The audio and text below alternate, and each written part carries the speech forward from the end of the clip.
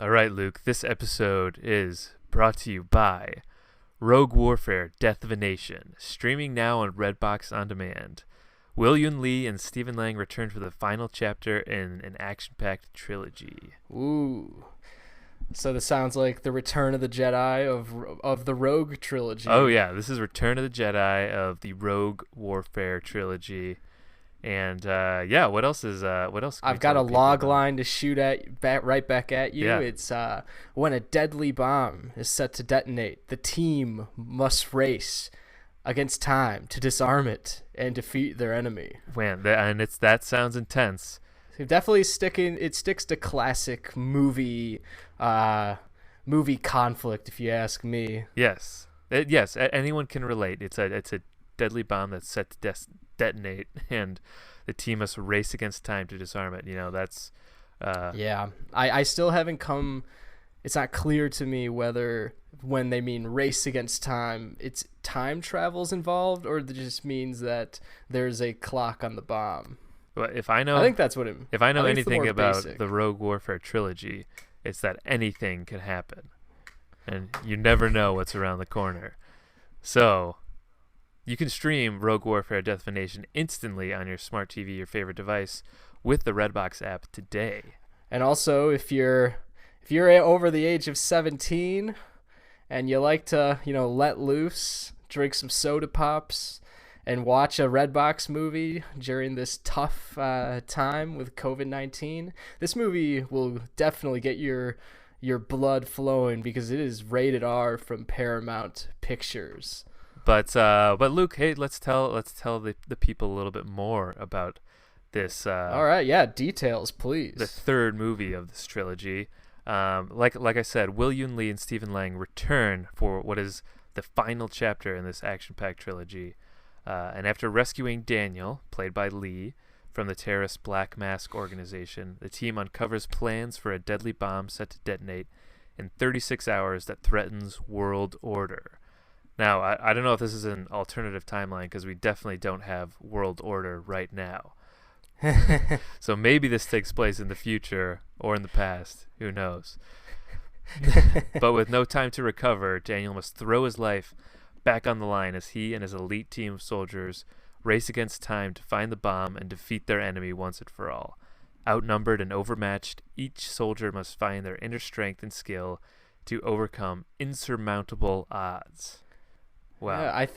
Yeah, I think during a tough time of today, it's we need movies like this where they're anxiety provoking with a bomb ticking down, and you're just you're looking for a typical hero to save the day, specifically a typical American hero. Yes. Also, I will say that if you played Call of Duty in high school, this might be the movie for you because the cover looks just like a Call of Duty game. Yes. Very much so. And the exciting thing about this is that we are giving away not one, not two, not three, not four, but 5 digital codes that you can watch Rogue Warfare for free. And once again, this movie has Stephen Lang, William Lee in it. It's got some other pretty good resumes on here. It's got some Hollywood crew members. It's got John T. Connor as the DP. He has been a wide worker in the camera and electrical department. He's also directed a couple films. He's mainly worked, and most notably, on Sylvester Stallone's and Wesley Snipes' Demolition Man, J.J. Abrams' Star Trek, and then Ryan Johnson's Looper. So he's been around. So this movie's in good technical hands, if that's what you're looking for as well. Some of the biggest action movies of the past 30 or so years. Also, it was edited by Scott Conrad, who edited Rocky back in the day, and he's come all this way for the finale of Rogue Warfare. Yeah, what a great person to edit the final movie in this trilogy. And what are the other movies in this trilogy, I think? Okay, so if you haven't seen the other movies in the trilogy, then you got to go check out Rogue Warfare, the original, Rogue Warfare: The Hunt, which is the second of the trilogy, and then now if you follow us on Instagram and like our post that we'll post about it after this episode comes out, you'll be entered to win a digital code to watch Rogue Warfare: Death of a Nation, the third one, for free. All right, just to clear it up for you guys. Yes. But we will be giving away these codes sometime this week. This week, yeah. So Yeah. Right after this episode comes out, we'll post. You'll see a post about it. It'll have the movies poster on it. And once again, if you just follow us on Instagram, like the post, you'll automatically be entered to win. We'll notify the winners, and we'll DM you your codes if you want. We'll slide into the DMs with the codes. We'll slide into those DMs with your codes. So this is great escapism that we need right now. Escape into this action-packed world of Rogue Warfare. And I don't know about you, this feels very much like a great movie to have a giant pizza around. Oh, yeah. And a nice 6-pack, and you just go crazy watching this movie.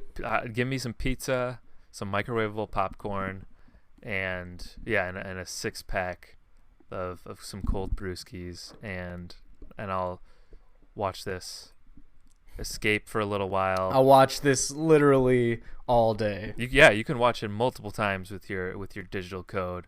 So yeah, go ahead and do that. Forget about the election for a little bit. Forget about the pandemic for a little bit. Don't forget about police brutality and also and Black Lives Matter. Keep that on top of your mind while watching this, but forget about the other noise. And just indulge yourself. What about us though? Like, side note, do we get to watch this movie? Yeah, we'll get to watch this too. Maybe we'll give our thoughts on it too after we've sent out the codes and our winners have been able to see it. Maybe we'll check it out ourselves and get to talk a little bit about it too. So, all right. Yeah.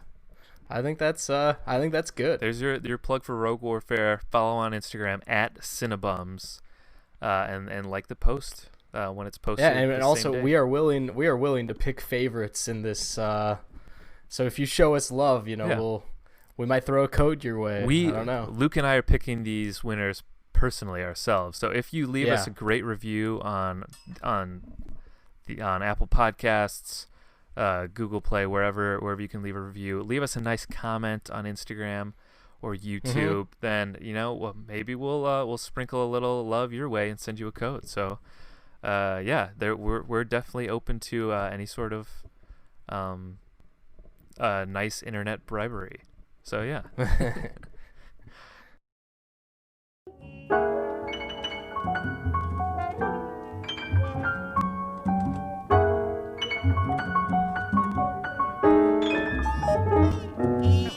I'm feeling pretty good. So yeah, it's time for a September movie bender episode. End of September. And actually, mine's gonna be a little bit of August as well, John. In fact, almost all of August that we haven't talked about already on the podcast. Wow, yeah, I might dip into my August diary too. Because I've got some in there. Yeah, I could for sure go over some August ones. Yeah. Okay. Because my September bender wasn't as much of a September bender. September bender wasn't much of a bender, but I feel like I still got some good ones. But yeah, this will be like a month and a half bender that we'll go through here. All right, I'll start it off then. You start it off. All right, well, I will start on August the 3rd. Whoa. Because we haven't talked about this yet. I watched Shock Corridor. This was so long ago, but I watched Shock Corridor like shortly after you watched it, because it sounded so good to me. And it was just on Criterion or something. To refresh everyone's memory, Shock Corridor is a Sam Fuller film that takes place kind of in a mental institution, and it stars Peter Breck as a Pulitzer Prize writer who finds this new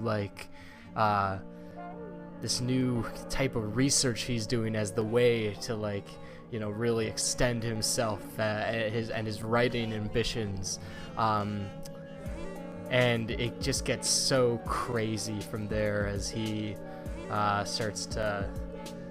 begins to immerse himself in this mental hospital, and it goes even further than the idea is that is he actually mad himself. It's very creepy film, and I don't know, I think this personally, on first watch, hit me the hardest out of the Sam Fullers that I have watched. Wow. So I really highly recommend Shock Corridor to anyone who's into Sam Fuller, because I thought it was just great. Yeah, I believe this is one of my July movie bender watches. Exactly. Yeah, and we've talked in length about Sam Fuller, but I can't wait to see if more of his movies get added to Criterion or just HBO Max, because I'll be looking out for more of those. Yeah, because we recently talked now about Shock Corridor and Naked Kiss, both which we both really liked. And they're ones that they have an effect on you after you watch them. They just keep you thinking about them. Yeah, I don't know, I can't say this enough one about was Sam Fuller. especially creepy for Yes. sure. I was recently I was just watching this Quentin Tarantino Charlie Rose interview, and Charlie Rose is like, what directors can you learn something from? And he was like, well, living directors like Scorsese and Spielberg. But then he was like, he wanted to he brought up actually Sam Fuller. Wow. Shout out. Because Sam Fuller had just died recently, so he's like, I got to bring up Sam Fuller, and I kind of see that influence a little in his work, because Quentin Tarantino is very much a writer, and I feel like Sam Fuller is also very much a writer as well. I actually started his the documentary A Fuller Life as well, and what's really cool about it is it's basically just a bunch of actors reading his autobiography with a lot of just history B-roll stuff on top of it, and newspaper clippings and things like that, and it shows Sam Fuller's they kind of show his back office den, and it's so awesome because there's it's just surrounded by books and historical memorabilia and stuff like that, and it just shows that he was a very obsessive guy, and it's just like the coolest office as well. There's typewriters everywhere, and stuff like that, and so it's just I'd like to finish the documentary for sure, but the documentary has all these stars reading his autobiography kind of, and his memoirs in fact. So it has James Franco, Jennifer Beals, Bill Duke, James Toback, Mark Hamill, Tim Roth, Constance Towers, William Friedkin, and which really brings out just the memoirs. I've noticed that I get a lot more into writing when it's being read by someone, especially in a good way. It stops me from getting bored, and then it really brings out why the writing is in fact good. Bill Duke reads a passage from this his memoirs, and it's so cool. And the part I got to is where Sam Fuller actually decided to enlist in the army so that he could be a photographer during World War II, because he wanted to witness the craziest thing happening in the world. Yeah, so he's quite a badass guy, which definitely shows in his films as well. Yeah, that's insane. I don't know much about Sam Fuller, as a person either, so I definitely want to check out that documentary too.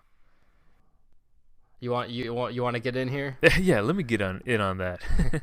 Let me get in on this on the action. Here, let's see. I'll go back to August a little bit, and man, it's been so long since I've seen this, but I know you've seen this because you recommended this to me. But mid-August, I saw Belly for the first time. Ah, yes. Yeah. And wow, I'm so glad I did. Did not expect to love this movie as much as I did. But yeah, Belly, the Hype Williams movie with Nas and DMX. Easily one of the coolest movies I've seen in a while, and definitely portrayed I mean, I guess life in inner city for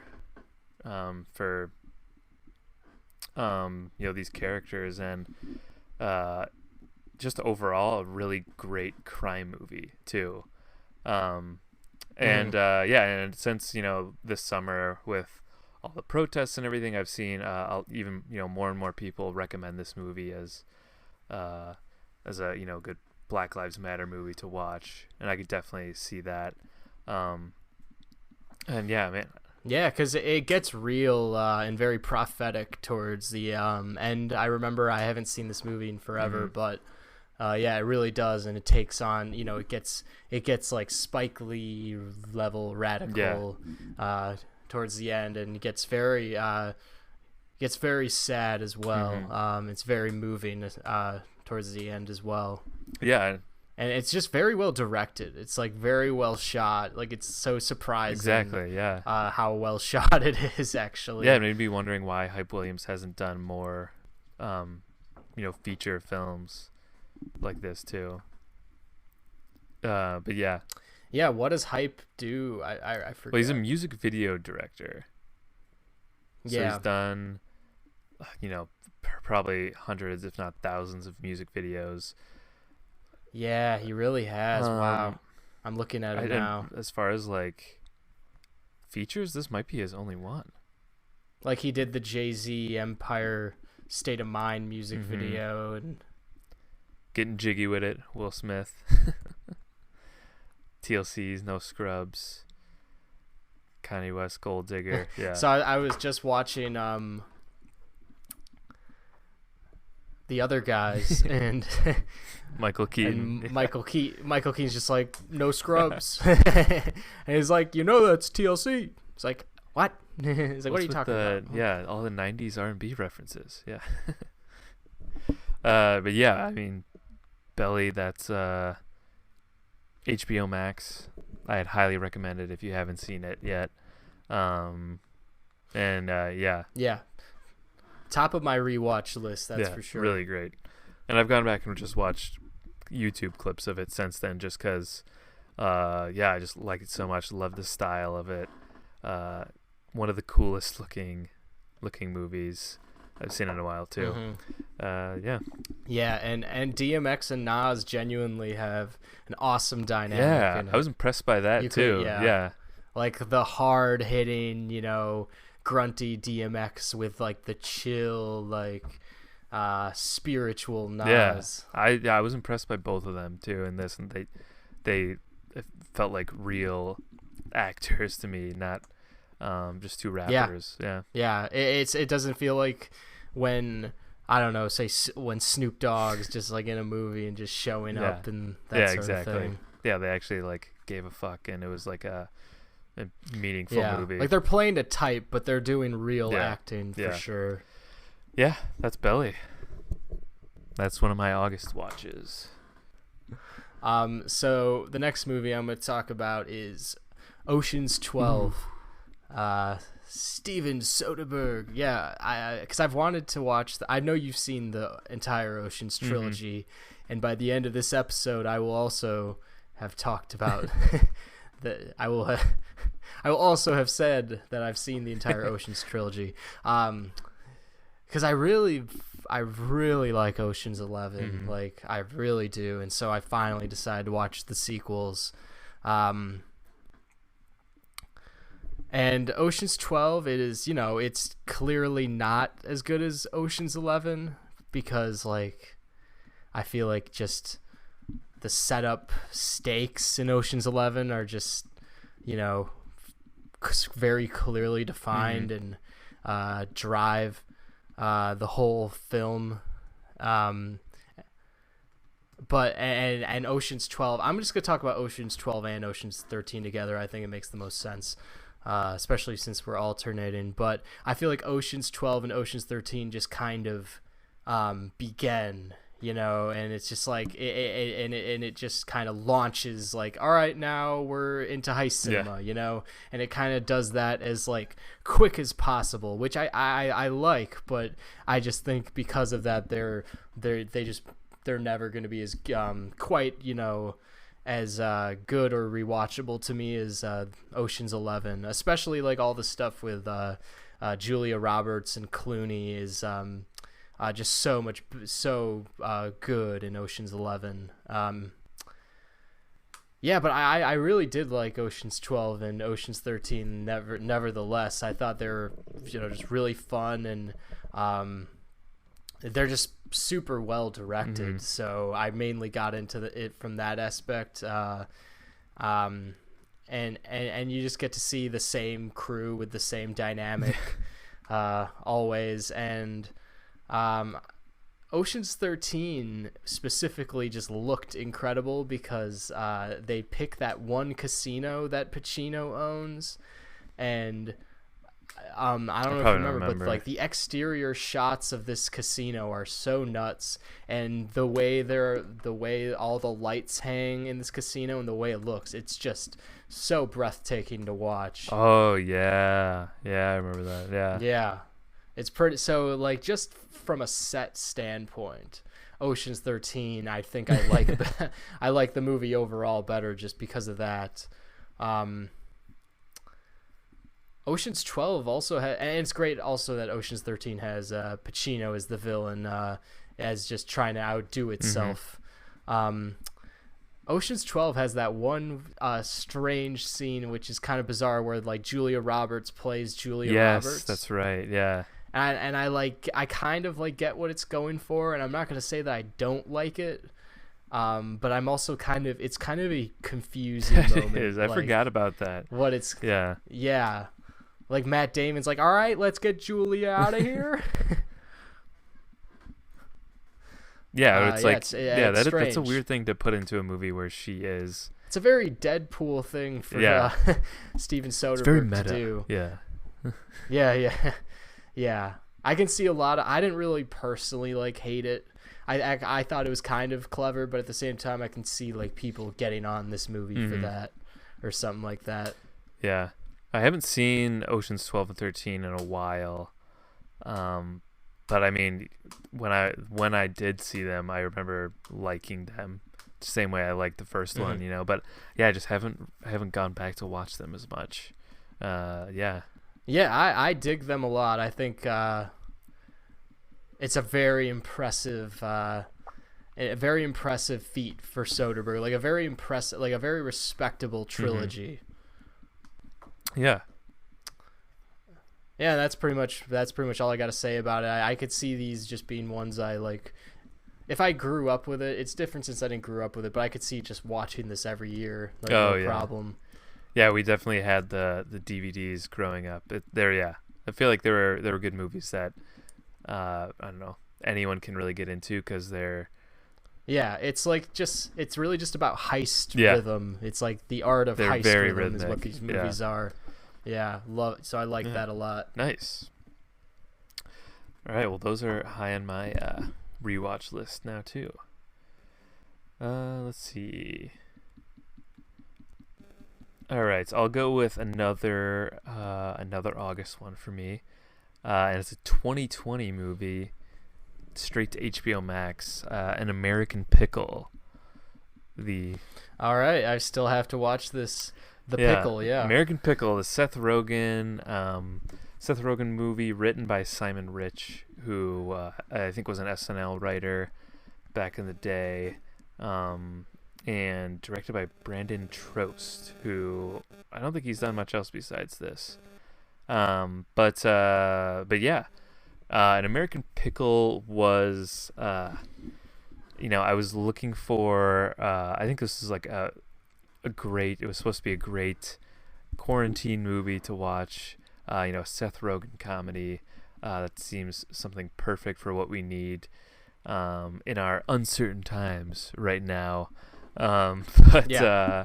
I would, it's hard for me to say anything besides it was just kind of okay, which is kind of a bummer because there's a lot of funny people involved in it, and Seth Rogen I think did a really good job as, playing these two different characters, these two lead characters.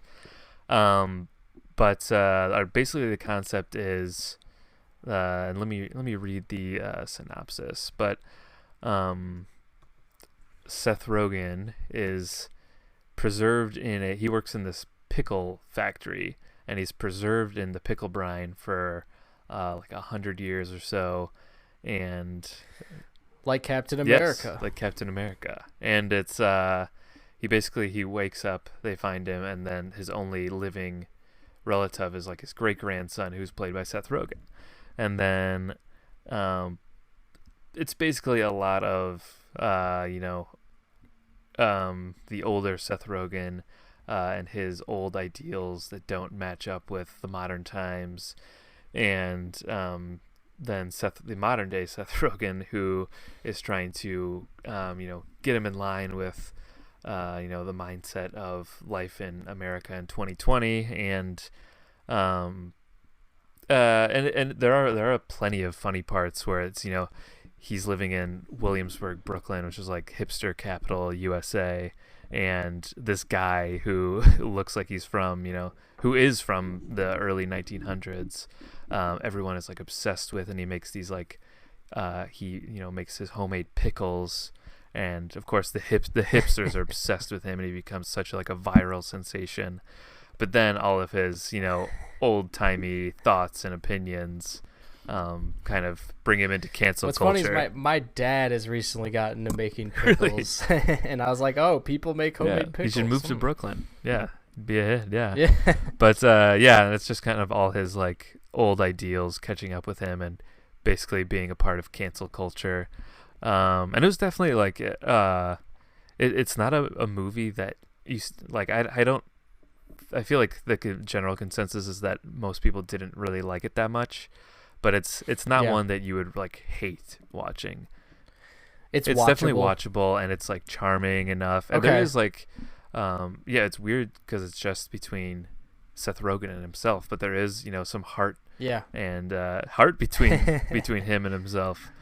They have good chemistry. Seth Rogen has great chemistry with himself. But yeah, it's not a movie that'll make you mad for wasting your time, or it doesn't have like a bunch of like really shitty comedy that would be annoying. It's just kind of okay. It's just okay. It would almost be better as like a I don't know, maybe a TV show that is either elongated over a couple seasons, or as just like a sketch. I just feel like, so either too much of it or just like a brief taste on SNL. But try and just like a 90-minute. It is 90 minutes, which is great. But just like a quick movie trying to tell a story over 90 minutes. It just, I don't know. There's not much there. So, but still, I don't know. I'm still glad I watched it. I would have tried to catch it no matter what. But it left more pickle to be desired. Yeah. Nice.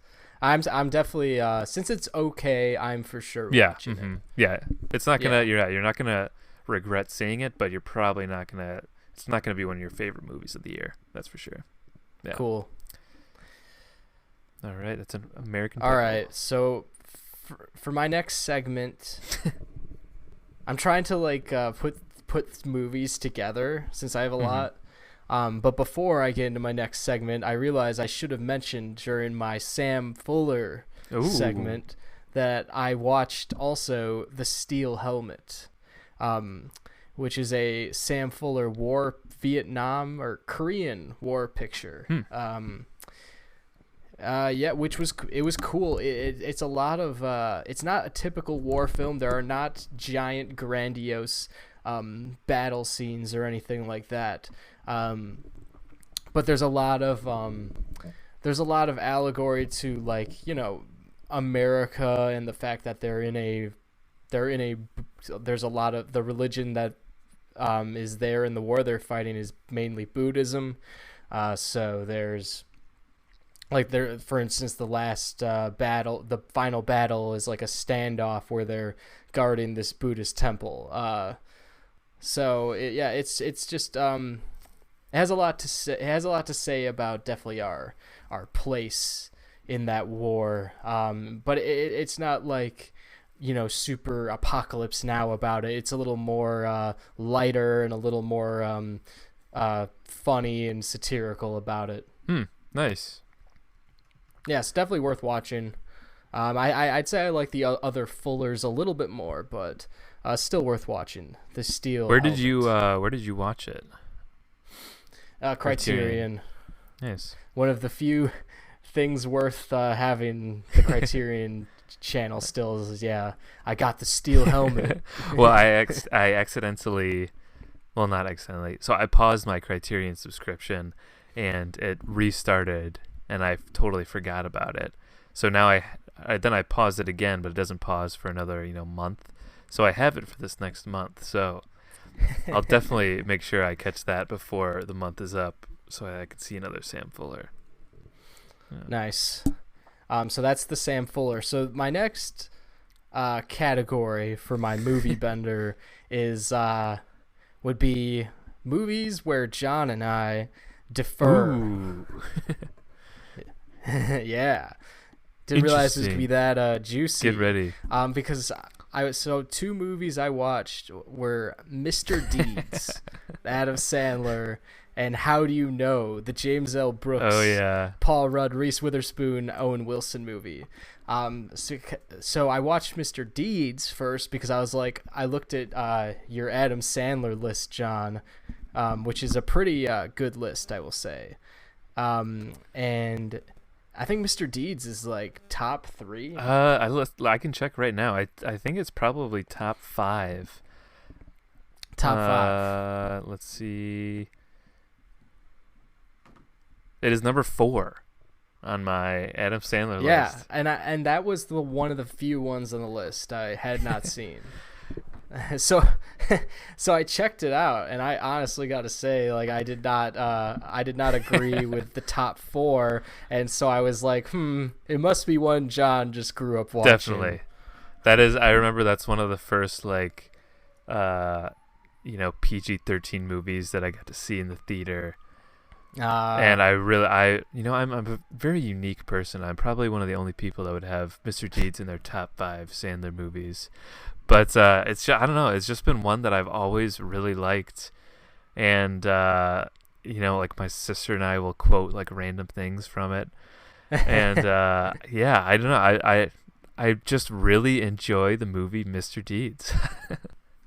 It kind of it a little reminds me of a Sandler version of the Hudsucker Proxy, because it's very like, anti-big company and all that stuff.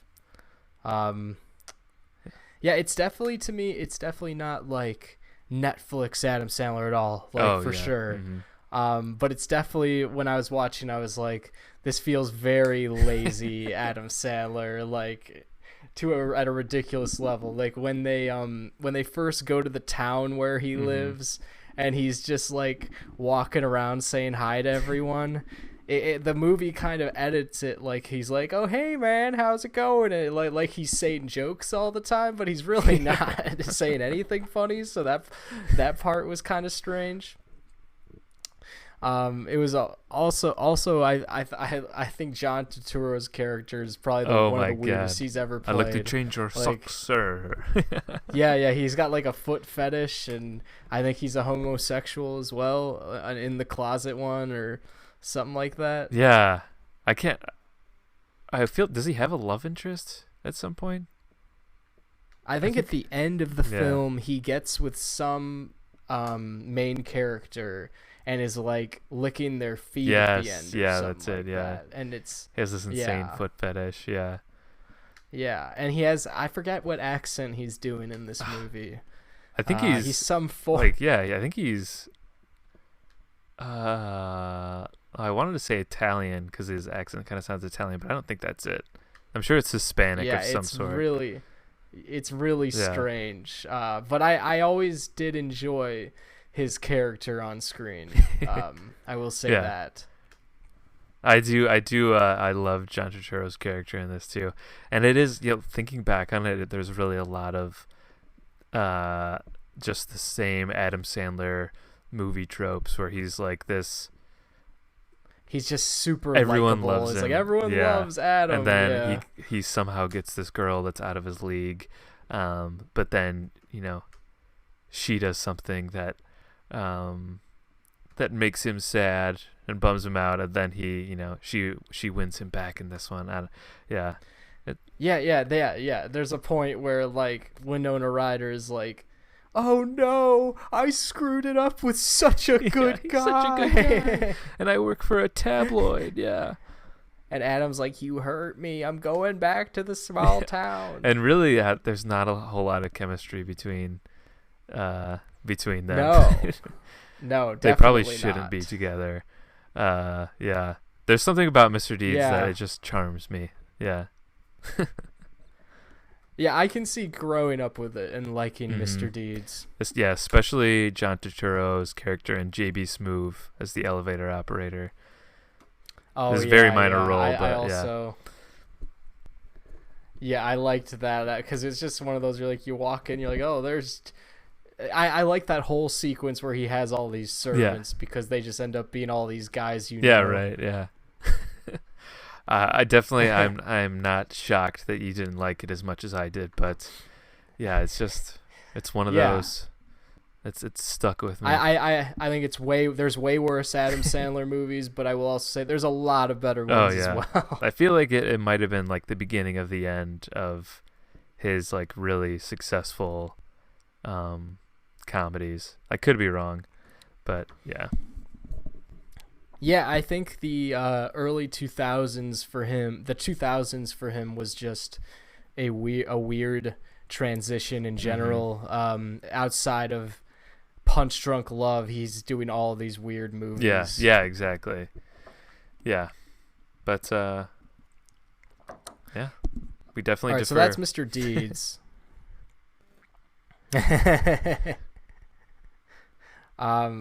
So that's Mr. Deeds. So this is the next movie that John and I defer on is actually a movie that I think I defer with the grand masses of movie watchers on, as I have learned over the past few weeks, because there's just this one day where I felt a little under the weather and I decided to pop in How Do You Know on Netflix. Pop in on Netflix. You pop in on Netflix, and I just genuinely really enjoyed it. And after I watched the movie, I just find out that like everybody I follow on Letterboxd just hates it. Yeah. Which I was surprised, because like while I was watching, I was like, this movie's great. And so since then, I've had some time to like reflect on it, and I've kind of been able to see some of the stupidity in How Do You Know, but I will defend that first watch and just the fact that I had a fun time when I watched this movie. For some reason, I thought it was really funny. It really got my funny bone, John. And so I guess like I maybe got into the stupidity of it. Yeah. Maybe you like it in an ironic way a little bit. I don't know. Maybe a little bit, but I also like genuinely at the end when they got together was like, oh, so I don't know. I think I'm just maybe it's a little just that I'm weird. Yeah, I gotta be honest. I barely remember seeing this, but I remember really just hating watching it. Nearly every minute of it, and I think it's just because I found it just super boring, and didn't really care about the characters much at all. Although I do like the people involved, for sure. I think that's partly it. Yeah, a lot of great people. That's partly what got it for me. And there's just some funny bits. Like I think Paul Rudd is hilarious in this movie. Like he has a scene where when he first meets Reese Witherspoon, he's like clearly he's coming off like a drinking bender, and he's like, "Would you like a drink?" He's like, "I'd like a drink," and she's like, "I don't want a drink," and he's like, "Usually with me, one drink puts things in perspective." And he's like going through a crisis because he's like being investigated and all this shit. And there's this one scene where he's like going over the pros and cons, whether he wants to go to jail for his dad, played by Jack Nicholson, which is a really ridiculous thing. Jack wants him to go to jail for his corporate crimes, and Paul Rudd has this pro cons list, and he's like, "Con, my dad will go to jail. He's scared," or something like that. And he's like, "Pro," he's like, "I don't want to go to jail. I'm scared." So I thought that was pretty funny, even though the genuine concept is really ridiculous. See, I remember seeing this around the holidays with family, and for some reason we didn't see it. This is what we chose to see. Well, it wasn't my choosing, but that definitely played a part into me not liking this, because I was kind of dragged along in 2010, 10 years ago, to see this movie in the theaters. Yeah, but maybe we'll have to do an Instagram poll and see what people think is funnier, How Do You Know or Mr. Deeds? Or see which people like better. Yeah, but the biggest issue I have with the movie is how come there's no question mark at the end of the title? Why is it just how do you know? Yeah, it's just a statement. How do you know? But that is an interrogative sentence that requires a question mark in the end of it. But I still have to look into that. Maybe I'm missing something. I don't know. I'm just like guilty of liking a bad film. Eh? Because the more I think about this movie and the more I talk about it, I'm like, oh yeah, this is kind of a stupid film. But I don't know. I just really turned my brain off and enjoyed it when I watched it. Yeah, there's nothing wrong with turning your brain off and enjoying it. Don't have a lot of defense. Yeah, hey, your only defense is that you enjoyed it more than anyone else did. Yeah. I will say this, like I've talked about Spanglish. Oh yeah. On the podcast, and this is so much better than that film. Like way more watchable in every way and way less problematic. I definitely do not want to see Spanglish after your review of Spanglish on the podcast. So yeah. I will say there is nothing like had I not seen How Do You Know yet, I probably would see it based on your review of it now. So yeah. Well, yeah, and what's interesting about How Do You Know is he's coming off Spanglish, so I feel like he just, I don't know, maybe felt the need for a correction, or it's just people are like, he just has that reputation now. But this was, I think, his last movie. Oh wow! So after this, like, it's just it's over. Spanglish and How Do You Know? Yeah, you had to end it on a high note. Yeah. All right. Well, yeah, that's well, that's that. We may have differing opinions on those movies, but yeah, we'll let the Instagram world decide what they prefer, what they think is funnier. All right. So I'll get into September now. There's a couple of August watches I had. Yeah, let's see. September, the first one I'll go with is a movie I know you've seen as well, and it's one that it's kind of elusive and hard to find. But I saw Hard Boiled, the John Woo film, for the first time. Oh yeah. Yeah, and where did you find it? so throughout September, we've been visiting family, and we went through a bunch of stuff at my parents' house to take to disc replay. And so we brought all this stuff to disc replay, and we're like, while they're looking through it, we're walking around, and then I see a copy of Hard Boiled for like $3, and I'm like, oh man, like this is like out of print Criterion. That's a gem. That's a gem Yeah, to find. Yeah. there's like you can barely. I don't think you can find it streaming anywhere or even rent it online, and it's out of print in Criterion. So, yeah, I figured $3 to just own it on DVD. So, yeah, I got it and was really blown away. I see the hype with these early John Woo Chinese films. Yeah, they're the best. And now I've got to see more.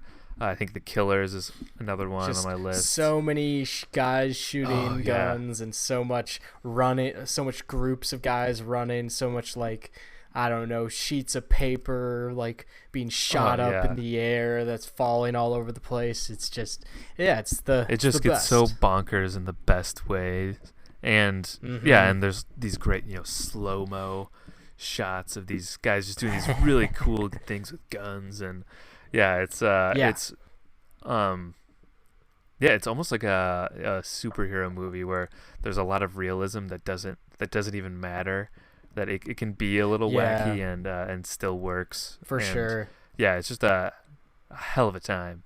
I really liked Hard Boiled, and I definitely just a great storyline overall too for a good crime movie with this undercover cop and this other sort of loose cannon cop. Really enjoyed it, and definitely need to check out some more early John Woo movies before he went all Hollywood. I also recommend The Killer. The Killer, yeah, that's the other one I was looking for too. I might have to try and find that. It's very much like Hard Boiled. It's a lot like. And it's the same same main actor who played Tequila, Chow Yun-fat. Yeah. Also, Last Hurrah for Chivalry, which is his samurai. I think it's samurai. Adding that to my it's already on my watch list. There we go. Boom. I've already wanted to watch it. And it's on the Criterion channel, so there we go. I got more Criterions to watch over the next month while I have the channel again. Yeah. I really want to see John Woo's Broken Arrow with John Travolta and Christian Slater. Oh yeah. Oh, adding that to my list too. That's gotta be cool, because I love Face Off. Oh, Face Off is great. Yeah. The tagline for Broken Arrow is "Prepare to go ballistic." Yeah, that's my viewing of Hard Boiled. Very excited to check out some more John Woo's. Very excited to find that. Yeah. All right. So the next section for my movie bender is the Nora Ephron, Tom Hanks, Meg Ryan rom-com duo of Sleepless in Seattle and You've Got Mail. All right. Great double feature. Yeah, and I know you've seen You've Got Mail. You talked about it on one of our episodes, and so I started from the beginning, and I think Sleepless in Seattle, like, from a pop culture 90s standpoint, is just a must-see. Like, it was a movie everyone saw back in the day. Yeah. And you definitely feel that, because this, unlike You've Got Mail, Sleepless in Seattle is a very, it's just a super well written, super well done rom-com. That is also weird. Like You've Got Mail, but it's I don't know. It's not as weird. Mm-hmm. Yeah, Like I feel like the first Tom Hanks Meg Ryan movie that we should have watched was Sleepless in Seattle, and sadly I went with You've Got Mail first. But well, you're saving the best for last. There we go. Yeah, I will say. But yeah, Sleepless in Seattle. I think it's the movie that really got Hanks to be famous, because then he follows it up with, I think Forrest Gump in the same year, and then the very next year is like Forrest Gump and Toy Story. So I think this is the beginning of Hanks mania. yeah, that's a huge year, huge decade for him, really. Yeah. I think this is the movie where finally I've gotten to see like why people were obsessed with Meg Ryan in the 90s. Yeah. Because I've really only seen now I've seen these, but the other one I saw was the Billy Crystal one. When Harry Met Sally. Too. Yep. Mm-hmm. Yeah. So I saw that one as well. But Sleepless in Seattle is one where you're like, okay, I get why everyone was just in love with Meg Ryan. Because she not only comes off as like the perfect love interest for Tom Hanks in this movie, but she also has a very unique screen presence, a very unique beauty, like one that even like people who go to church or something would be like, oh my god, Meg Ryan's just adorable, that sort of thing. Totally. So I got to see that she has all this charm in it, and as well Tom Hanks is has all this charm in it. Like there's a line where he's like, he's dealing with his wife. His wife has died, and he's talking on the phone to the radio host, which is how like everyone hears, how Meg Ryan hears about Tom Hanks. And she's like, how are you gonna deal with this? He's like, well, I'm gonna set my alarm and get up every morning until I don't have to remind myself to get up every morning and tie my shoes. And it's just like moments like that where you're like, wow, this movie's starting to get you emotional. That sort of thing. And what's craziest about this movie is that they don't ever meet. Meg Ryan kind of is like stalking Tom Hanks throughout this movie. She just kind of becomes obsessed with him because of his radio appearances. They don't, and that's like, I don't want to give more away than that, but it's really more about a cross-country connection, if you will. But it's so weird that it works. Yeah, that definitely seems like a 90s, very 90s movie, just based on all that too. It kind of seems similar to You've Got Mail in a way too, where they because like in You've Got Mail, he's still kind of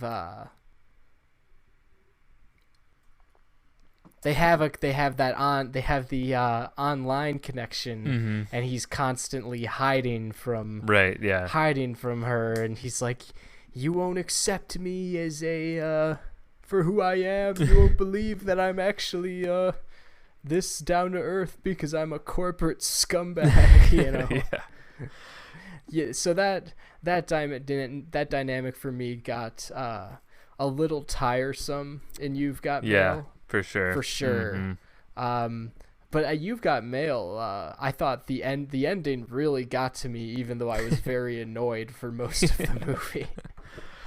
Yeah, see, You've Got Mail is another one that, I didn't like it very much. I still enjoyed watching it, and and by the end, it was nice, but exactly. Yeah, that's where old ladies in church would be like, oh, that was a sweet movie, Yeah, You've Got Mail kind of felt very long. It did, to me. Yeah. Mm-hmm. Very long. But, I thought still worth watching. Mm-hmm. Yeah, cool. Now I gotta check out Sleepless in Seattle. It's definitely one of those where Yeah. everyone has seen it. I feel like It's like, yeah, it's definitely.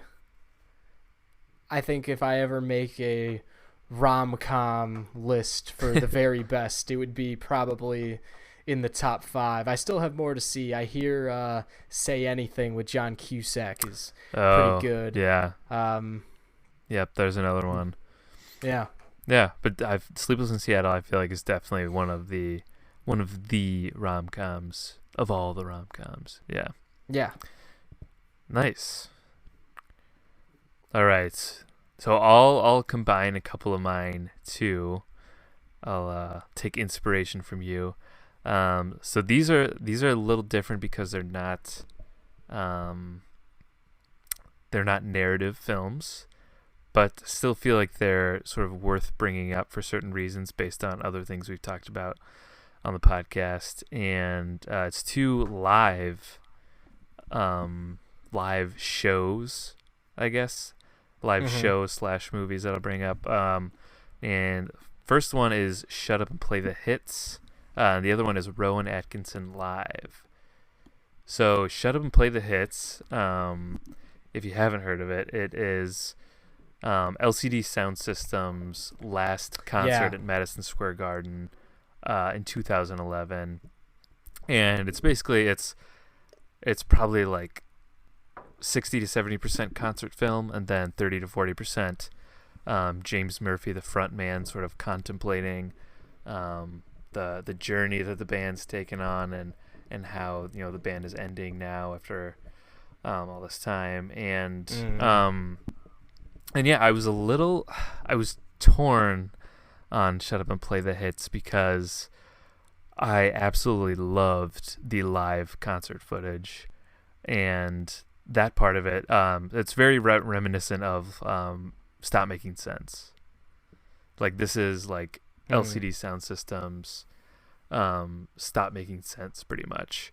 But it has those, it also has these clips of James Murphy that just take away the momentum. Yeah, and it's, I was so torn on it because it's like I loved the concert footage and everything, but then when James Murphy's just like talking and he's like putting his head down and he's just like, looking out the window, and talking about all this, like, what he thinks is like profound stuff, it just felt so pretentious, and it just came across as super self-important. And I hadn't really seen any like interviews with James Murphy before, but I liked LCD Sound System's music, so I checked it out, but I really just could not get into those. It lost a lot of momentum, and I went from like really liking the band LCD Sound System but not liking James Murphy. But even though he's pretty much the mastermind behind everything, but I'm not like an insane LCD Sound System fan. I'm definitely more of a casual fan of their music, but I mean, the concert footage and everything from Madison Square Garden, I would have taken a movie of just that. But I still might watch it because it does sound really cool. Definitely glad I watched it, and it's for sure worth a watch. And I liked it overall. I don't know, when I keep thinking back on it though, I just keep thinking of like the stuff that made me cringe that he said. That I don't know, he just seemed a little out of touch, like he's this hipster in Brooklyn buying pickles from Seth Rogen, and he's just not in touch with like the rest of humanity. But yeah, still really liked it a lot, and I mean, the concert was shot like amazingly. It definitely made me want to be there. Awesome lights. Yeah, so cool. And then the other live movie that I watched is Rowan Atkinson Live, which I wanted to bring up because I'm a big Rowan Atkinson fan. Loved Mr. Bean growing up, but I really think that this is like, I don't know, one of the best comedy specials that I've seen ever, and it's basically.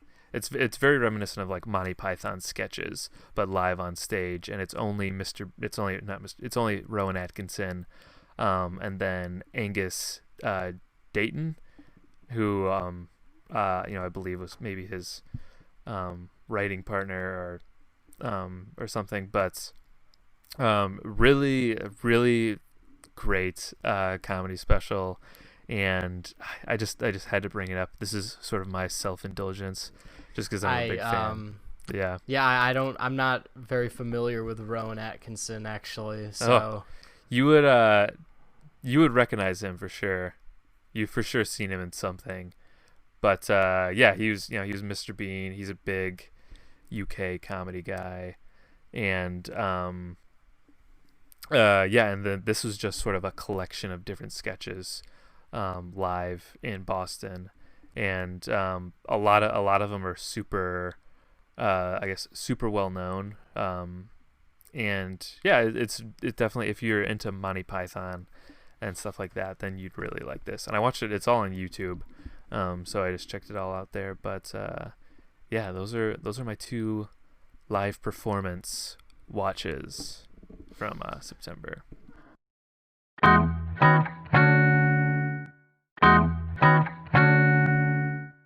My next movie is, I'm just gonna do one movie this time because changing it up. Yeah, there's nothing you could pair this movie with, really. I already told you about my viewing of this, but I went back to the theaters for the first time since probably, who knows, February or March, and I saw Christopher Nolan's new spy thriller, which is almost a by calling it just a spy thriller is almost a disservice to this movie. I saw Tenet. John David Washington and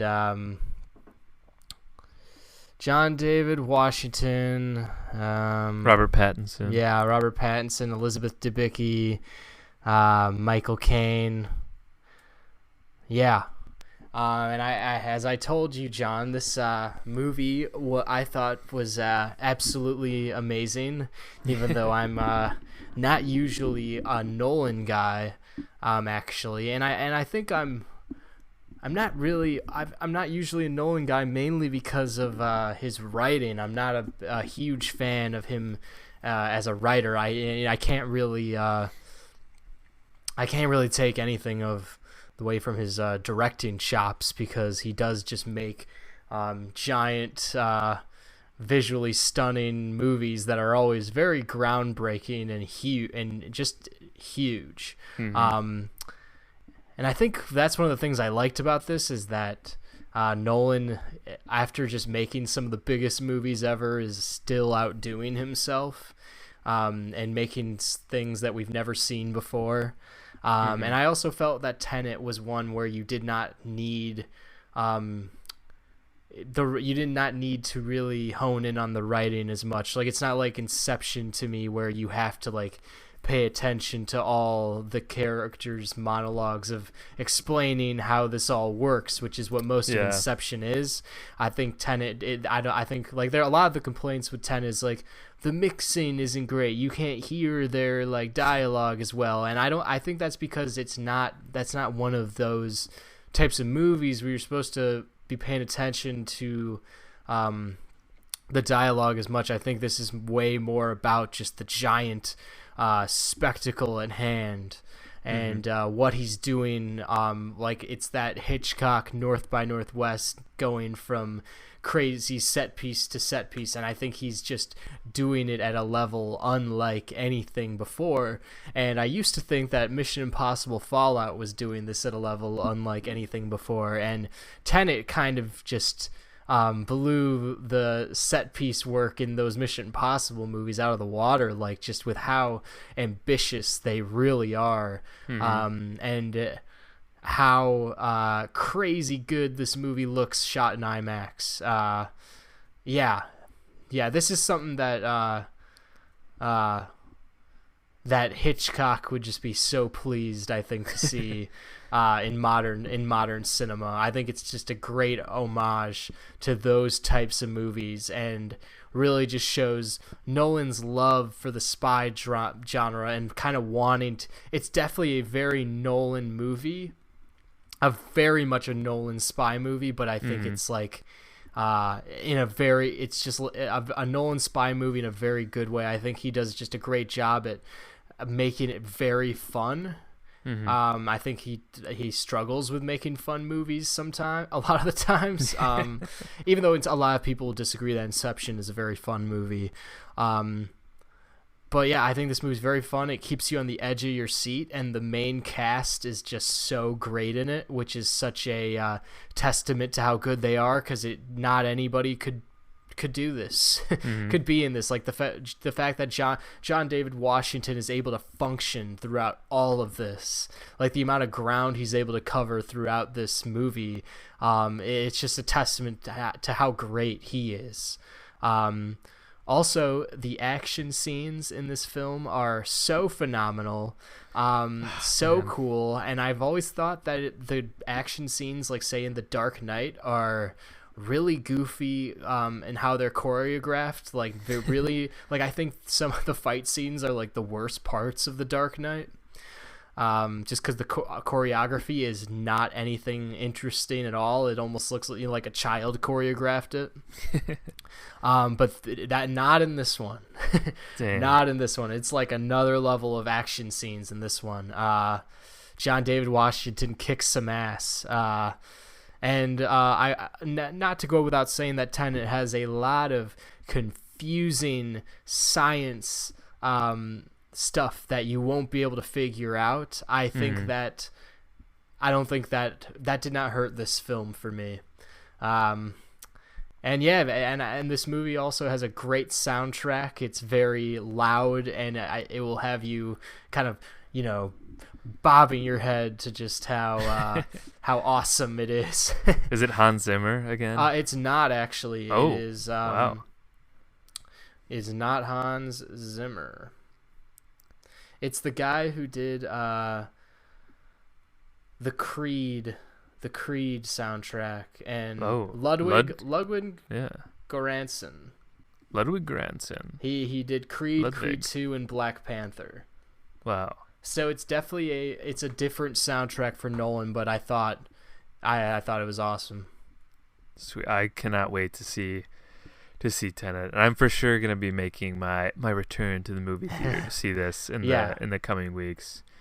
It's worth the weirdness of wearing a mask going into the movies and just being there for the first time, because you'll immediately forget about all that once the movie starts. Yeah, right. Yeah, and this is probably the movie coming out this year that I would risk. Yeah, I would risk that. And what's great about it is like it's like a movie that reminds you why you need to go to the theater. Yeah. Yeah. Because why going to the theater is important. Like, it's not a movie. If there's any movie, like, along with, say, like Tarantino and like Paul Thomas Anderson, how they shoot in like 70 millimeter and all that stuff. Like it's along the lines with that, where it's like you cannot like watch this on a laptop, because it is meant to be seen like on the big screen, so you can see all the details of it and just see the image blown up like that. Yeah. So hell yeah, Tenet. Nolan. Yeah. Yeah, I cannot wait. Awesome. Okay, man, I've just been thinking about Tenet now. I completely forgot that I have to go on with what I saw now, which can't compare to Tenet.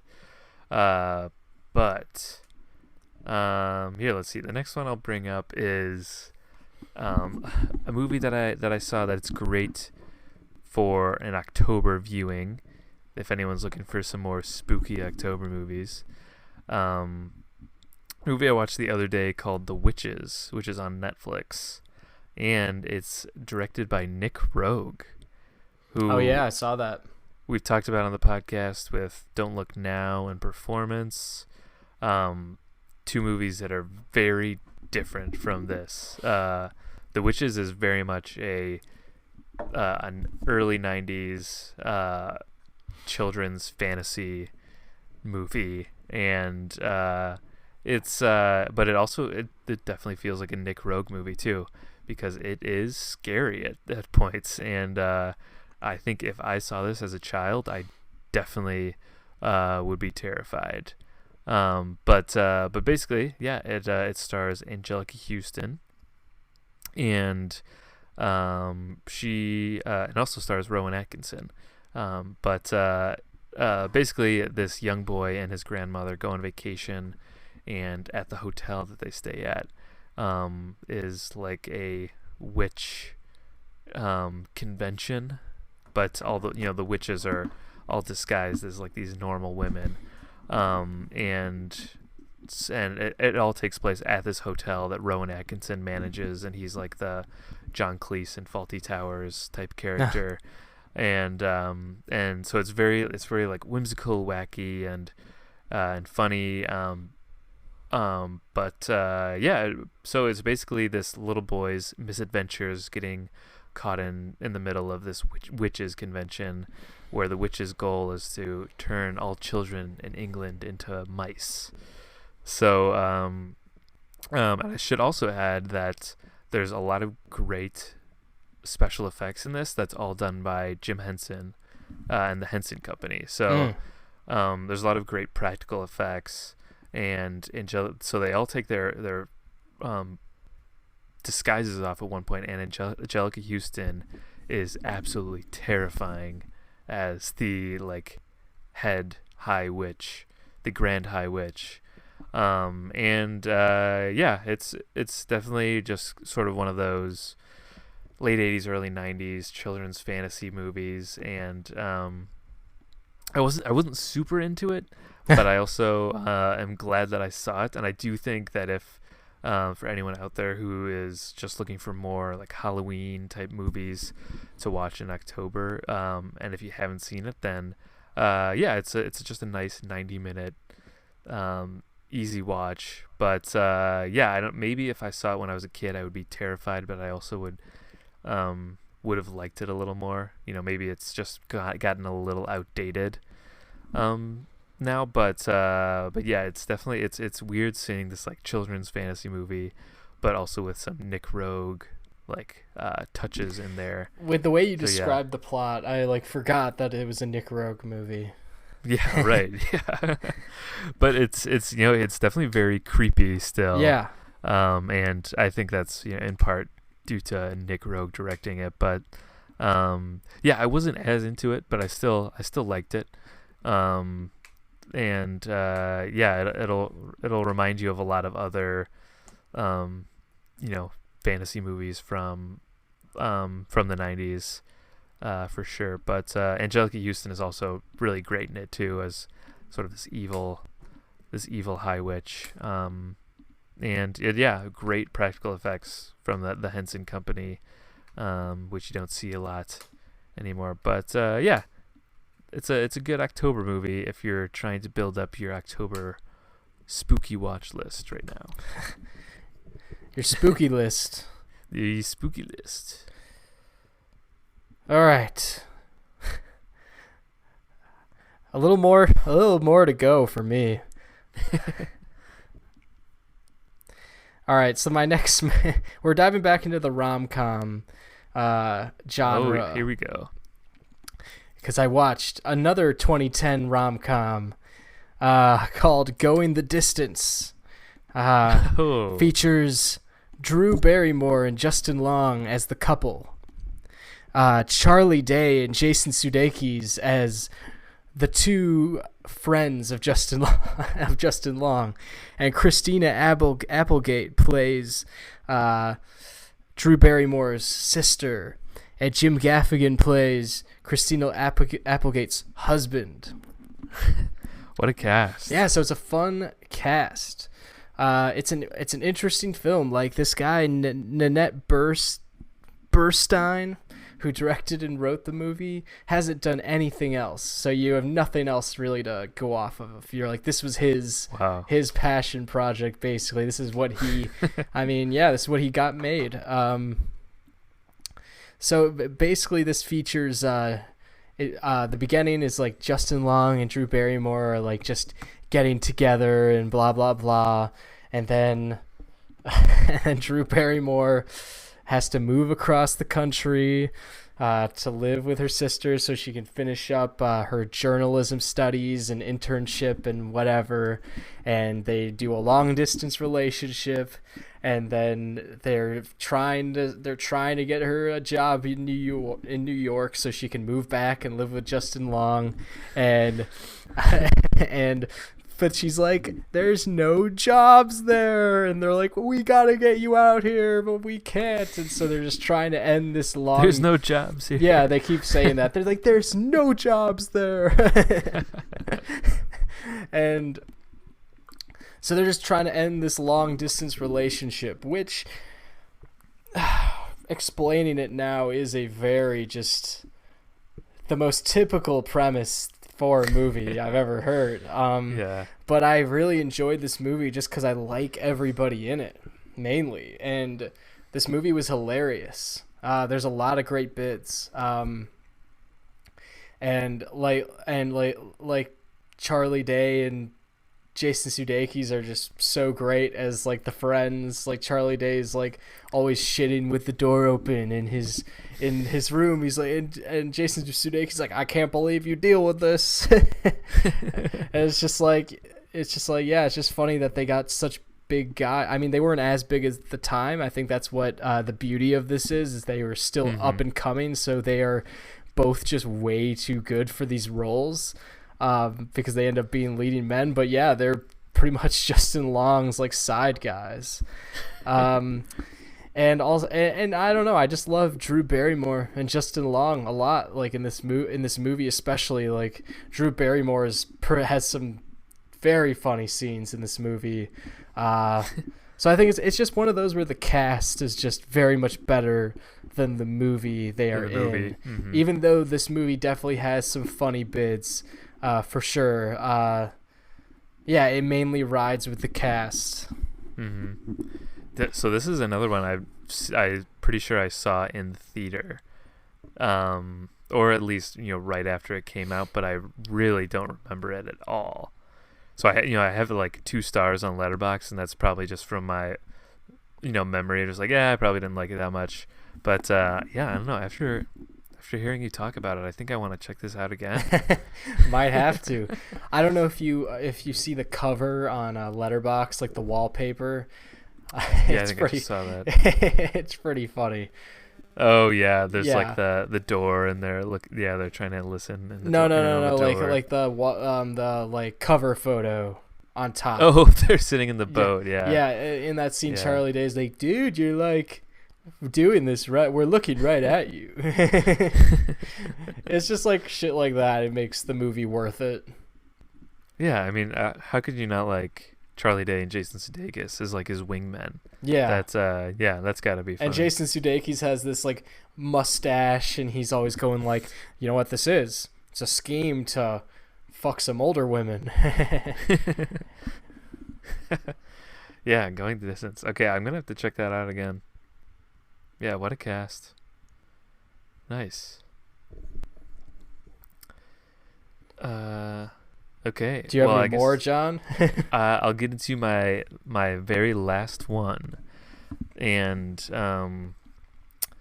this is another one I finally got off my HBO/Criterion list, and I know you've definitely heard of this one, but it's Fantastic Planet.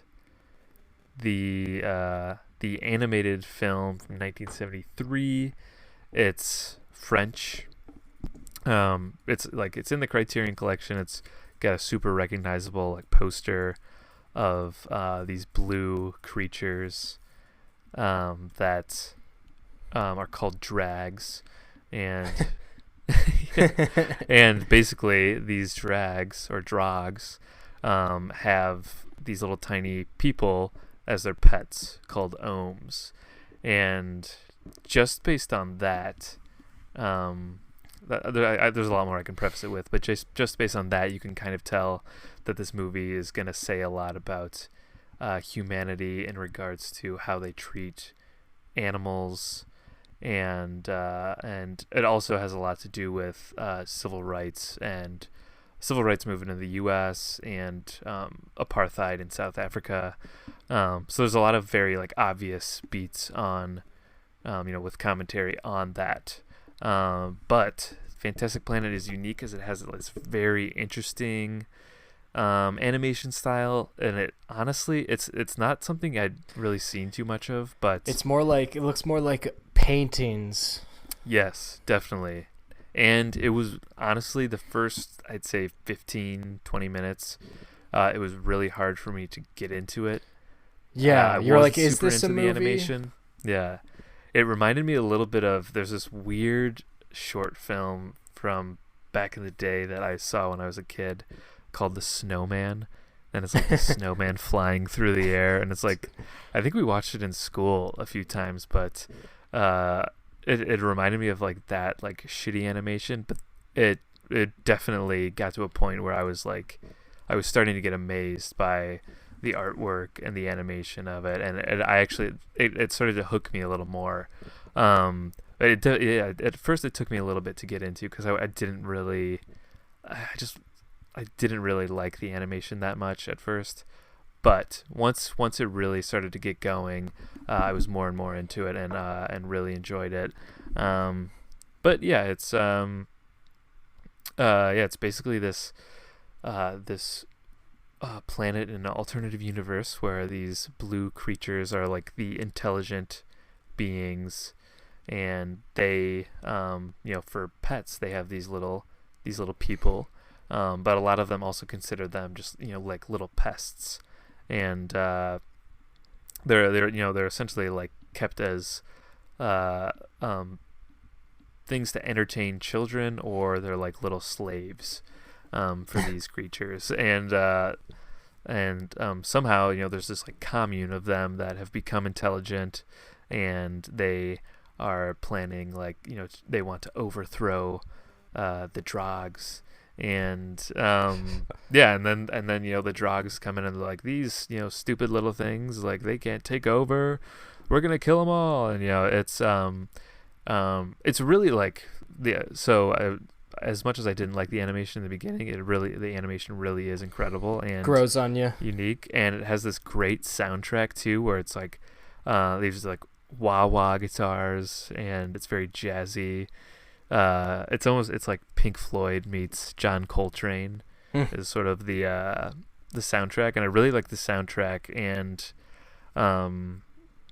everything, but I don't know, it didn't really have the effect on me that I hoped it would, because it seems like this very highly regarded movie, which I can see why, but it's fairly basic. It's really short. It's like 80 something minutes, I think. And yeah, appealed to the psychedelic audiences of the time. Definitely, yeah. It's definitely a very it definitely appeals to the time of like the early 70s psychedelics. Like those wah wah guitars, and it's it was still one I'm glad I saw, because I've just seen like the imagery from it so much, but didn't know anything about it. But yeah, I don't know. I didn't take away too much from it, because I don't know. I just feel like it's a type of story that I've seen a lot now, and it's no fault to itself, because it's from the 70s. But I still think it's definitely a quality film, and the more I've read about it and researched it, I've seen like it has a lot of significance too. So Fantastic Planet. Yeah, I should check that out when I'm up for something out of the ordinary. Yeah, when you want to get a little psychedelic. Yeah, that's my last one. All right, I'm gonna rattle through all the ones I have still to go then. Yeah. So my first one, I know you've seen and you saw, I think, recently, and you've talked about it on the podcast. It's the very well regarded Chicago documentary Hoop Dreams. Yes, Hoop Dreams. Yeah. I mean, I think this is one of the most well regarded documentaries ever made. And I saw why. And I mean, it's not only did this just appeal to me as a dude who grew up being obsessed with basketball, but just how it was so well done. Also, just it takes you down a road that is unknown because of the world we live in, and so just showing a different side to something that is usually seen one way is what makes this doc so great, because we are a culture obsessed with with just making it in some way, especially for people who are growing up in underprivileged neighborhoods in Chicago. I can see this becoming even a more unhealthy thing, and I think also with sports, it's not seen enough as like a negative thing, and that's the way for sure. it's framed in this movie. And what's especially crazy about is how at the end they're just like, I don't know if I would have played basketball if I could go back, and after all of the footage of them talking about their dreams and just the commitment and the surgeries and how crazy that one coach is, just all this stuff. That coach is trying to like make the one kid the new Isaiah Thomas. He's chasing the fact that he created Isaiah Thomas. He's become like obsessed with that. It's just really interesting and sad to just see like it was, I don't know, at the end when the one he's like, I don't know if I would have played basketball, and he's just like, it's because they dedicated just so much time.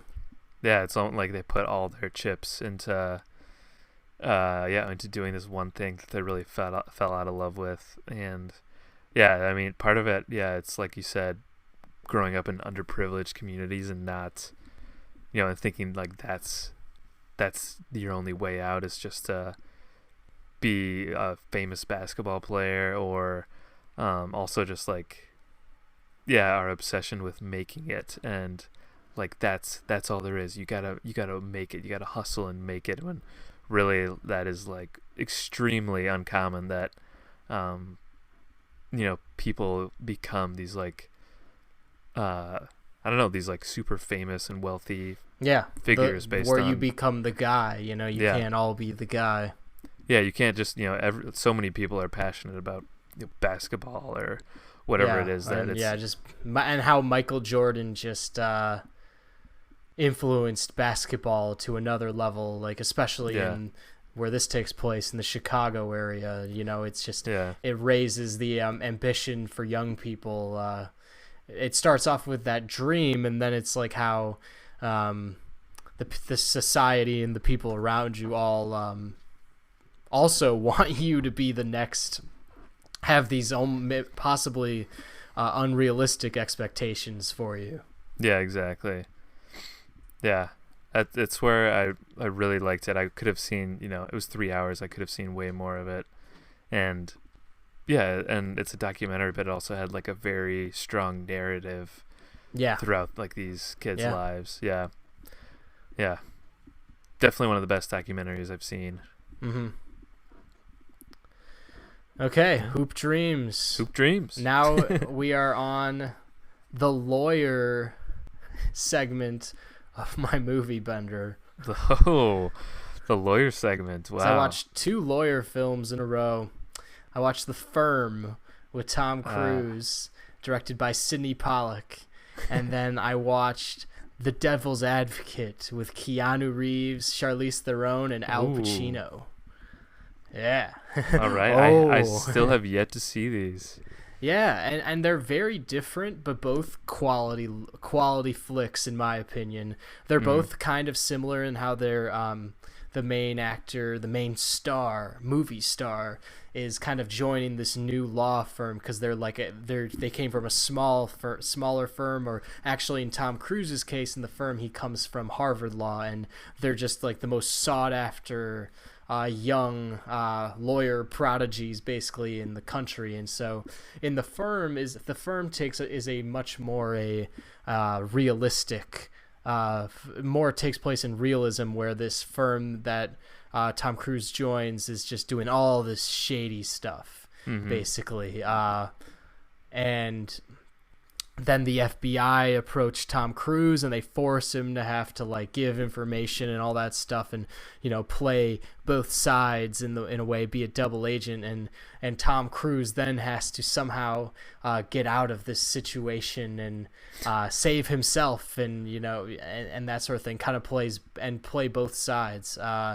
It's just one of those things where it's Tom Cruise. Yeah, he like.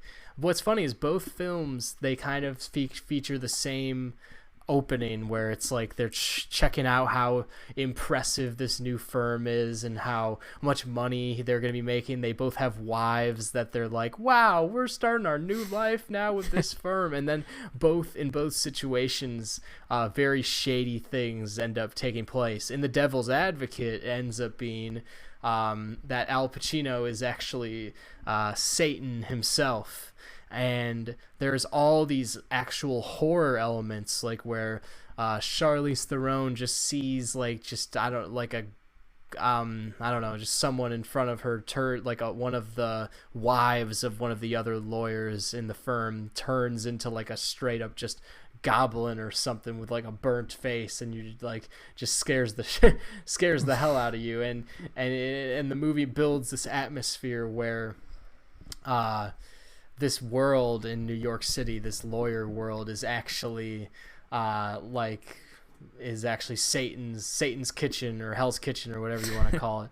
And so it's really goofy for that, but it ends up like hitting home for me. I actually thought it was really well done. Like Al Pacino as the devil is like really great. Like that sounds awesome. There's a final confrontation with like Keanu, and Al Pacino as Keanu's going like, so you're Satan or whatever, blah blah blah, and Al Pacino starts like yelling in front of this giant fireplace, and like the light from the flames kind of bounce off of his face as he's going like, can you, I don't know, I don't even remember what he says, but he's just yelling, and it's just so great, because he really does just look like Satan in that moment. And he has just these great lines where he's like, I owned the 20th century, and it's awesome. It's probably one of the great last roles that Al Pacino had, for sure, because this was 1997.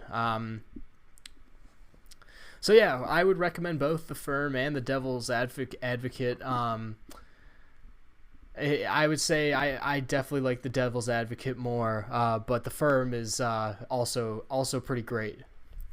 Nice. Yeah, I've always seen Devil's Advocate on Netflix, but never actually just gotten around to watching it. But yeah, I didn't realize that Al Pacino plays Satan in that. So that makes me want to watch it so much more. Yeah, nice. Yeah, and it's not even like a metaphor. It's just like straight up. He's literally Satan. Yeah. Yeah, it's cool. Nice. All right, so then we're back to the rom-com genre, Back on the rom-com train. All right, and back to very actual quality rom-coms. This is not How Do You Know? This is not Spanglish. This is not, what's another one I talked about? This is not You've Got Mail. You've Got Mail, yeah. This is Sleeping with Other People with Alison Brie and Jason Sudeikis. We've talked about my Netflix list a lot on this, yes, and how I've been trying to knock them off, and Sleeping with Other People is one that has been on my Netflix list probably since its birth, and I haven't watched it. I just keep putting off watching it.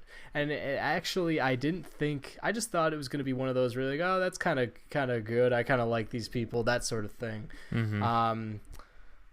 Kind of like Going the Distance, but actually Sleeping with Other People is a very quality movie, I would say. A lot better than I thought it was going to be. it's not just because it has Sudeikis and Alison Brie and Adam Scott in the film, but it I don't know, it just has a lot of depth in the characters, and also great writing, and it's very well shot. It's not shot like other rom-coms like How Do You Know, for instance, which is just the lighting is the same all the time, and same thing with Spanglish, where it's always just very bright. And this actually has a more realistic look, and there's the streets of New York always look very cool, and there's a lot of depth of field to the photography and all that stuff, and so that was very surprising too. I just didn't expect this one to be as quality of a film as it was, so I ended up I highly recommend Sleeping with Other People, which Nice. more so sounds like it's going to be a Friends with Benefits, or a what's the other one? Friends with Benefits and No Strings Attached. No Strings Attached. Yeah. They should literally just make one called Fuck Buddies at a certain point. Fuck buddies. Yeah, you heard it here first. Luke recommends Sleeping with Other People. Yes. The movie. Yeah. The movie. That is a great cast, though. This is one that I've seen scrolling through Netflix too, but never watched. It's also it's produced by like Sidney Kimmel Entertainment Group, and it's also produced by like Adam McKay and Will Ferrell. So, Dang. It's a good one. Nice. But you don't feel like that it's very big. It feels more like an indie movie. All right, my next film is a crazy one. I'm ready. So because Charlie Kaufman just released a movie called I'm Thinking of Ending Things. Yes. Which I really want to see. It's supposed to be really good. Same. And I usually do like Charlie Kaufman. I love Adaptation and Being John Malkovich and Eternal Sunshine. I always just I forget many. titles so easily. There's so many movie titles out there. Yeah, I'm always like, and I also don't know how to totally 100% say this title, but I've watched Synecdoche, New York. I think it's Synecdoche. Jesus. Jeez. Like I've just because I've heard it before. Synecdoche. Heard his of directorial Synecdoche. debut. All right, yeah. And it stars Philip Hoffman, Jennifer Jason Leigh, Michelle Williams, Catherine Keener, and Emily Watson. And this movie is just so crazy. Like his other films, and it's one of those where it starts off like the first half of the film is one of those where it's like, he's like a kind of a just really sad, depressed theater director, and has a horrible marriage with Catherine Keener where they're just totally not into each other anymore, and it just becomes so much more than you could ever think. It's like Philip Hoffman basically just ends up directing a play about his life when Catherine Keener goes out of town with their daughter or son, whatever, and Child. he ends up directing a play about his life, and that play essentially, to put it simply, ends up becoming his reality, and it's just so mind-bending what this movie becomes. The film ends up like really creating a New York like set in this giant building. So from a set design standpoint, this movie is nuts. Wow.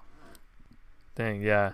Synecdoche, New York is one of those I've heard lots of weird things about, but I don't fully know how to grasp. Yeah, Yeah, and I've been hoping to see that before I watch I'm Thinking of Ending Things, but yeah, I don't know. I definitely have to see both. Yeah, I don't know how else to get into it without giving things away, but highly recommended. It's just one of those. Wow. Well, then you can't go wrong with Philip Seymour Hoffman.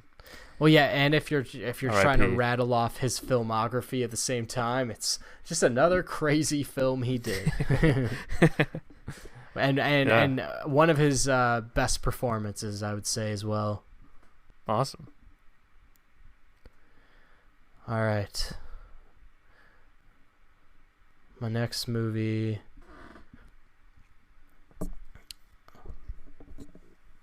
All right.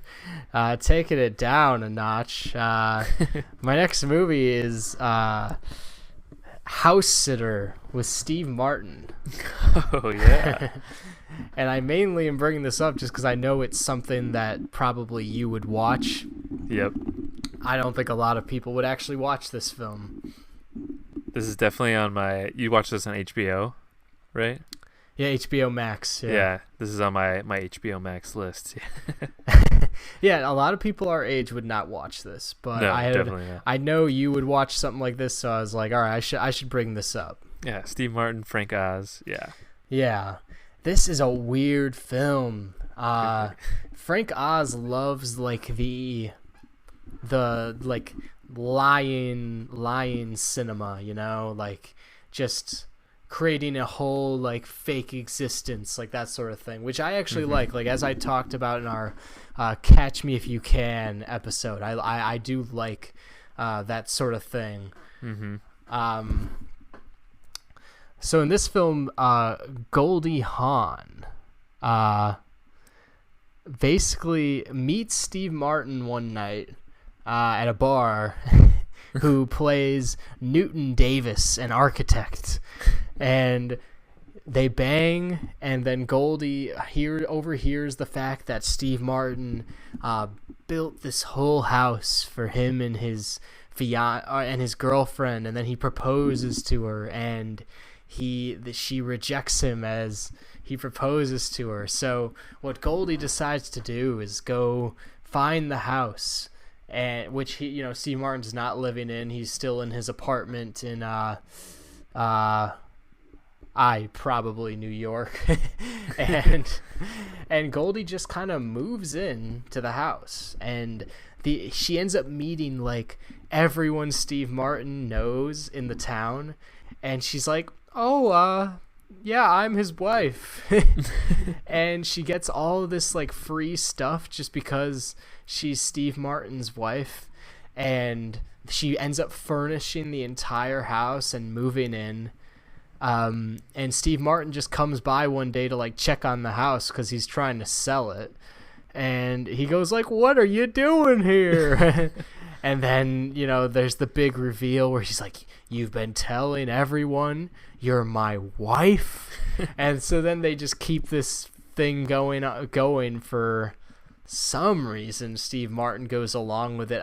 Well, he mainly goes along with it because his old ex-girlfriend now finds him very desirable because of this, and she's always hanging around, which is really weird. She's like going like, wow, you guys have a really interesting relationship. And then his parents are like, wow, Newton, you're finally getting married. I can't believe it. Yeah, this is the weirdest film, man. That sounds weird. It's the weirdest film, but I didn't hate it, but it is. It's I would not say this is a good movie, that's for sure, but it's almost crazy how far it goes, I think. Wow. Yeah, it's on my list because I feel like it's just one of those Steve Martin movies from the 90s it's not very good, but it's still like an enjoyable enough watch. Yeah, I would say this borderlines for some people probably unwatchable. I think you might enjoy it though. Yeah, I feel like I might. Yeah, I agree. I'm still gonna check it out. You sold me on it. It's really strange. So I think for that, it's worth it. For sure. Nice. And all right, I can talk about one more, real quick. I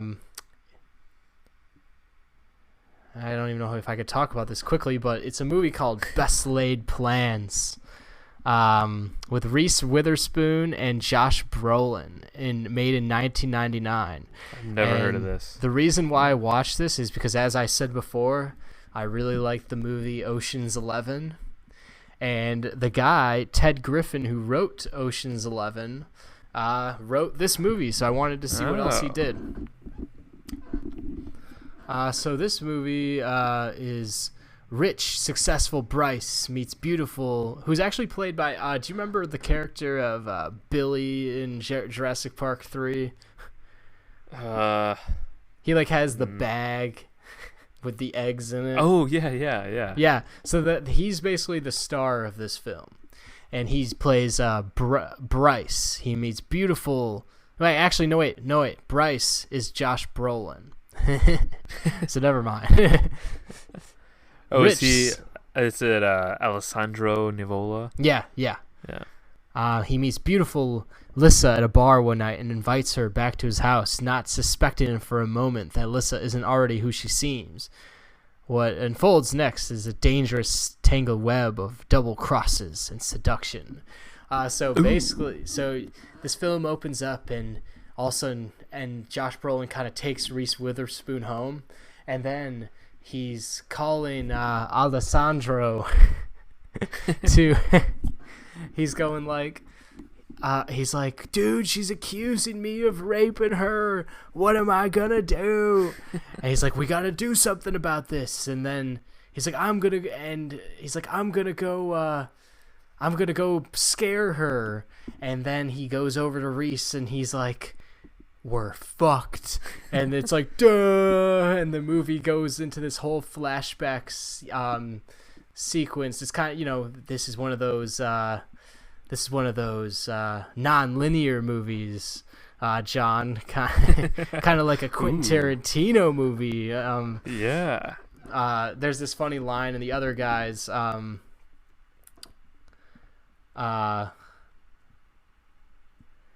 Who's that actor? The guy who plays he's a director, the British director. Oh, Steve Coogan? Yeah, Steve Coogan, where he goes I think to tell this story, it'd be easiest to start at the end, then go back to the beginning, and go through the middle, and then keep coming back to the end. And it's kind of like they're making fun of movies just movies that tell their stories non-linearly because they find it effective for some reason. But Best Laid Plans is one of those non-linear movies, and so then basically the movie kind of goes and shows why the main character gets so desperate to where they decide to frame Josh Brolin for basically rape. And so this is it's interesting. It's crazy just how much it kind of plays on the moral center of how much they are really fucking over Josh Brolin, because they're later in the film, especially, he's just with how confused and overwhelmed he is. It's so nuts, and it makes it for it's a very interesting thriller. And I would say worth watching. Dang. Where did you watch it? Max. HBO Max. Man, they've got everything. Yeah, I'm going to add that to my list. I've never heard of that one. Best Laid Plans. Yeah, and that would that's a wrap on my movie bender. Wow. What a movie bender for August and September. Yep. Yeah, and now we've got another month to look forward to. Who knows what we'll watch? Who knows what could happen? Yeah, who knows? But yeah, wow. Great bender. And I guess everybody remember to follow us on Instagram at Cinebums and like our Rogue Warfare post. Yep. For a chance Make sure to win. Yeah, you better get your likes in on that Rogue Warfare post if you want to watch it. Yeah, because they're gonna go like that. They're gonna go fast, and we're definitely gonna be talking about it. So, yeah, keep an eye out for that.